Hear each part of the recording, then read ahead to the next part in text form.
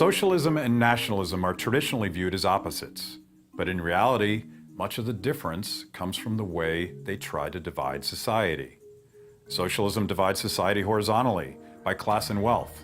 Fascism does it vertically, by nationality, race, or ethnicity. In other words, the fascists were more interested in where you came from rather than your social station. And although the fascists remained opposed to the forces of communism and socialism, many of their leaders started out as committed socialists, sharing that ideology's fondness for authoritarianism and distrust of markets. These seemingly contradictory positions led to some confusion among the early supporters of fascism. Distressed by the fast-growing and aggressive communist movements across the continent, some of Europe's traditional right-wing, conservatives, and even some classical liberals were tempted to side with the fascists. They overlooked that the enemy of their enemy was not their friend. Fascists didn't think of themselves as on the political left or right. Their appeal to national traditions, patriotism, and a strong military allowed them to gain support among European conservatives. This is why most people consider fascism a right-wing movement today. It was also around this time that Antifa first arose in opposition to European fascism. But then, as now, it was an explicitly communist movement that viewed fascism as a natural outgrowth of capitalism. Just because a movement opposes fascism doesn't mean they value liberty. Once again, the enemy of our enemy is not our friend.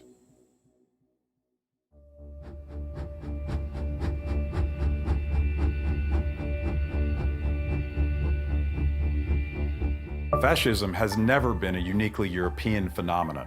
At the end of the 1920s, the Great Depression had left the American economy in ruins. Citing the need to pull the country together, President Franklin Delano Roosevelt greatly increased government's control of private business. In the working out of a great national program that seeks the primary good of the greater number, it is true that the toes of some people are being stepped on and are going to be stepped on. The National Recovery Act was a sweeping plan that imposed fixed prices, minimum wages, and production quotas from the top down. While business nominally remained in private hands, all of the key decisions on how to run the economy came from the government. It wasn't capitalism because owners of private property could not engage in real market competition and use it as they saw fit. But it wasn't socialism either because the argument was it wasn't totally planning the economy. It was this kind of cartel-controlled command system, right? That was an attempt to capture what they thought was the best of both systems.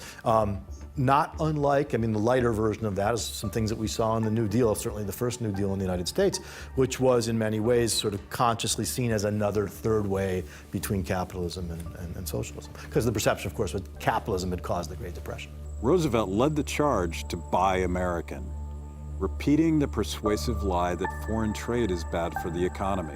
This kind of economic nationalism contributed towards the fascist-influenced demonization of the other, and convinced the public that government control of the economy was protecting them while at the same time promoting national greatness.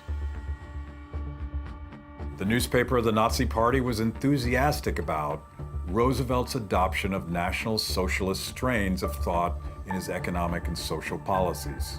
Mussolini was also vocal in his praise of the New Deal, calling it boldly interventionist in the field of economics, and saying that Roosevelt understood the principle that the state no longer leaves the economy to its own devices. Mussolini's admiration for FDR wasn't one-sided.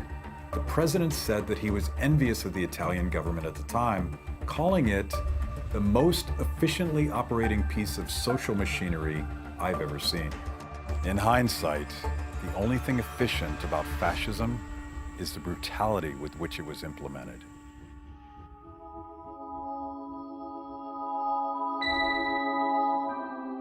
It's tempting to view fascism as a historical relic, a 20th century dinosaur that we no longer have to worry about. Sadly, that's not the case. The sense that national identities are slipping away under a tide of globalism has led to a rash of new nationalist movements all across the globe. neo-Nazis are being spotted all across Europe. And in Russia, Vladimir Putin's government bears a marked similarity to 20th century fascism. Even the USA is not immune. The rise of fascism on American college campuses. A rise of extreme fascist nationalism. Demagoguery on the evils of foreign trade has led many people towards a mistaken view that isolating our economy from the rest of the world can somehow make us richer. That American workers should not be forced to compete against people in Mexico or people in China who are making pennies an hour. That's unfair. We must protect our borders from the ravages of other countries making our products, stealing our companies, and destroying our jobs.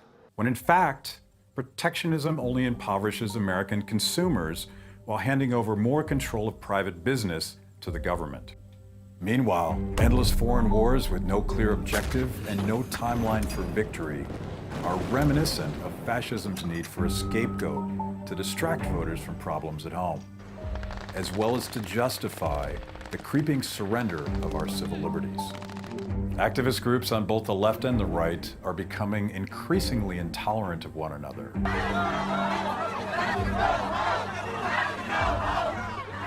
And willing to use violence to advance their respective causes. Mark Twain supposedly once quipped that history doesn't repeat itself, but it often rhymes.